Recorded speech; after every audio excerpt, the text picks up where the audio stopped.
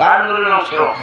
রাহমাতুল লিল আলামিন নূরের অংশ বেশি। আল্লাহ দেখতেছে, আল্লাহ তো হুকুম করলো এই নূরটা দুইটা টুকরো হয়ে যাও, দুইটা খণ্ড হয়ে যায় বাম দুইটা সাইডে।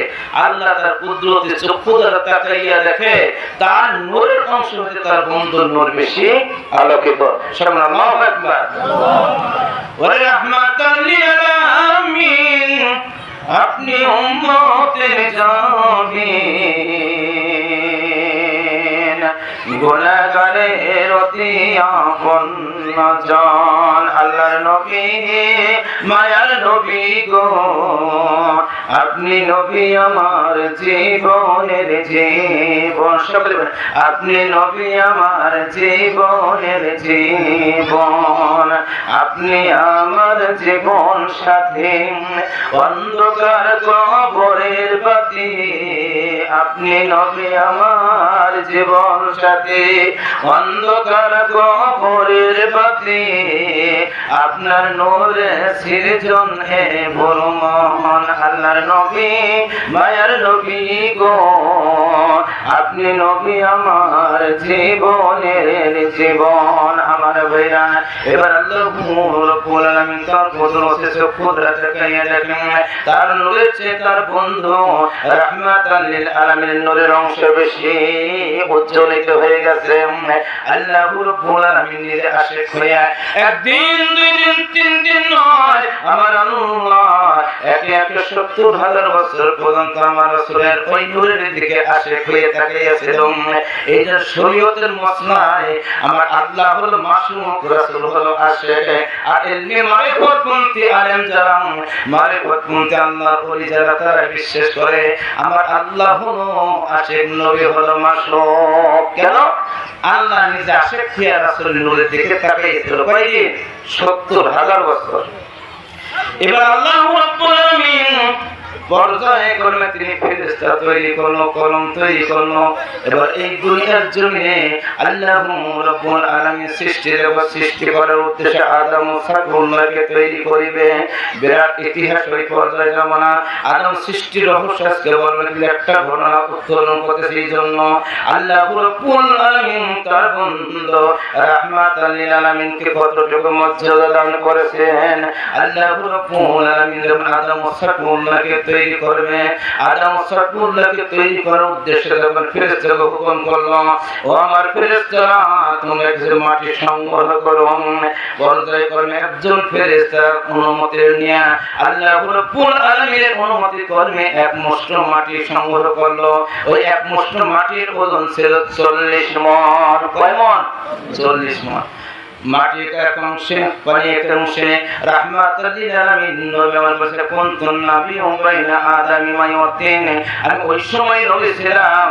আল্লাহ রাব্বুল আলামিন আদম ও সাফুল্লাহকে তৈরি করার উদ্দেশ্যে মাটি এবং পানি যখন একত্রিত করে নাই, আমি তখন নবী ছিলাম। একবার বলো দেখি আল্লাহু আকবার। নবী বলতেছে কুনতুন নাবিয়্যুম বাইনা আদাম মায়াতিন। আমি ওই সময় নবী ছিলাম। আল্লাহ যখন আদমকে সৃষ্টির উদ্দেশ্যে মাটি এবং পানি একত্রিত করে তখন আমি নবী ছিলাম। আর কে মুশকিলে বলে নবী আমাদের মানুষের আহমদ লেখাপড়া করা, লেখাপড়া করা, এদের লেখাপড়ার ত্রুটি আছে। আমার নাম কুনতু নাবিয়্যুম বাইনা আদামি মায়াতিন। আমি ওই সময় নবী ছিলাম যখন আল্লাহ রাব্বুল আলামিন আদম ও সাফুল্লাহকে তৈরি করার উদ্দেশ্যে মাটি এবং পানি একত্রিত করে নাই, আমি তখনও নবী ছিলাম। এবার আল্লাহ রাব্বুল আলামিন ওই ফেরেশতাদেরকে হুকুম করলেন, তোমরা মাটি এবং পানি একত্রিত করে ফেলো। মাটি আর পানি একত্রিত হয়ে গেল। আদম তৈরি হতে শুরু হইল। বিশাল দেহে আদম, বিশাল দেহের আদম। আদমের হাত আছে, নাড়াইতে পারে না। চক্ষু আছে, তাকাইতে পারে না। মুখ আছে, কথা বলতে পারে না। পা আছে, হাঁটা চলা করতে পারে না। মাটির আদম টনটন শব্দ করে। ফেরেশতারা হাসা শুরু করলো, আল্লাহ তুমি এমন একজন আদম তৈরি করলা, তার তো কোনো শক্তি নেই, হাঁটতে পারে না, চলতে পারে না, কথা বলতে পারে না, কি আদম তৈরি করলা? আল্লাহ রাব্বুল আলামিনকে ওই ফেরেশতারা বলে, হায় রব্বুল আলামিন, তুমি এই দুনিয়ার জমিনে একজন আদম তৈরি করলা, যে আদমের চোখে দেখার কোনো শক্তি নাই, কথা বলার কোনো শক্তি নাই, হাঁটার কোনো শক্তি নাই। এমন আদম দিয়ে তুমি এই দুনিয়ার জমিনে কি লাভ হলো? আল্লাহ রাব্বুল আলামিন বলতেছে ক্বালু ইন্নী আ'লামু মা লা তা'লামুন। বারকে আল্লাহ জানে, আমি জানি। আমি জানি তোমরা তো জানো না। আমার আদমের যে কি ক্ষমতা একটু পর তোমরা উপলব্ধি করতে পারবে।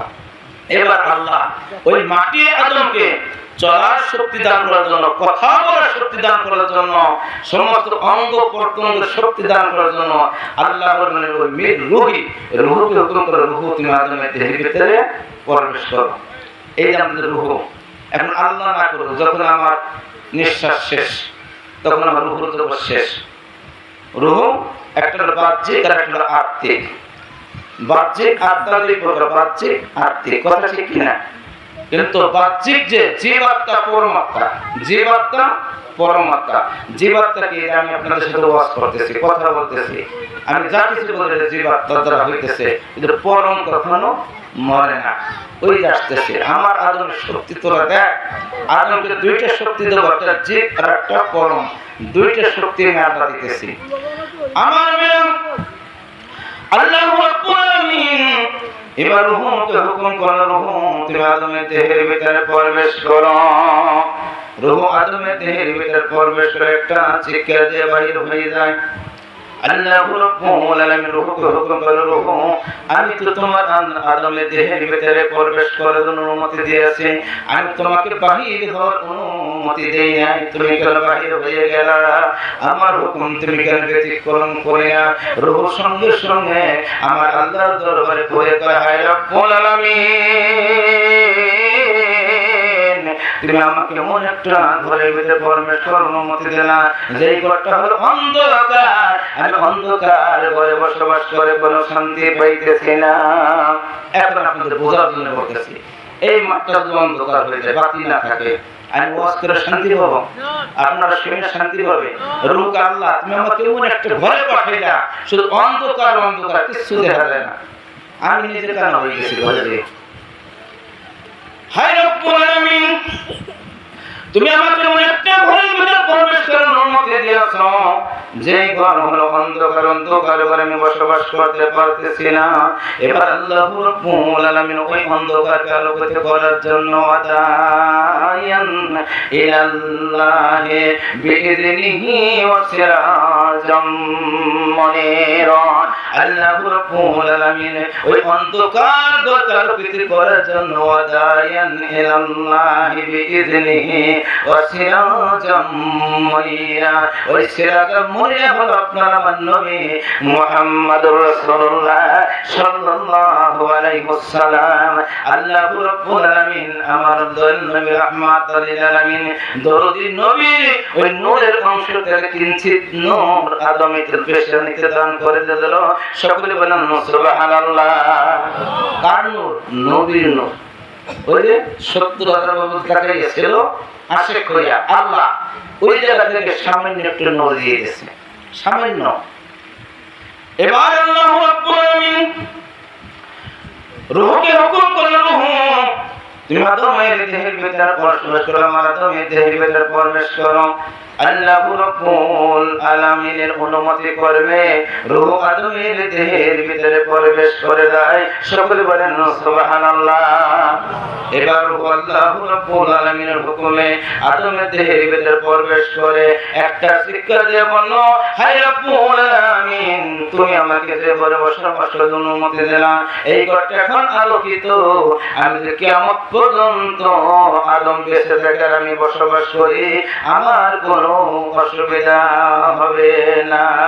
ও দয়াল নবী গো, তুমি আমার হইও গো কান্ডারি।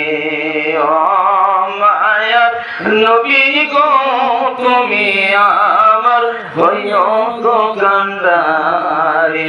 আমি তোমার নামে অকুল কান্দে, তোমার নামে অকুল কান্দে বসাইলাম গতরি, তুমি আমার হইও